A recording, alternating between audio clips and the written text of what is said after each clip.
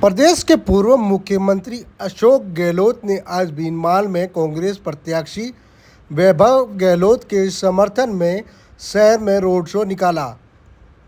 कांग्रेस कार्यालय से होते हुए जुज्जानी बस स्टैंड तक कांग्रेस के कार्यकर्ताओं एवं पूर्व मुख्यमंत्री अशोक गहलोत, नेता प्रतिपक्ष टीकाराम जूली, भीनमाल विधायक डॉक्टर समरजीत सिंह, रानीवाड़ा विधायक रतन देवासी सहित कई कांग्रेसी कार्यकर्ता रोड शो में उपस्थित रहे। वहीं बड़ी संख्या में कांग्रेसी कार्यकर्ताओं ने रोड शो निकाला एवं वैभव गहलोत के समर्थन में लोगों से वोट की अपील की गई। इस दौरान बड़ी संख्या में कांग्रेसी कार्यकर्ता उपस्थित रहे।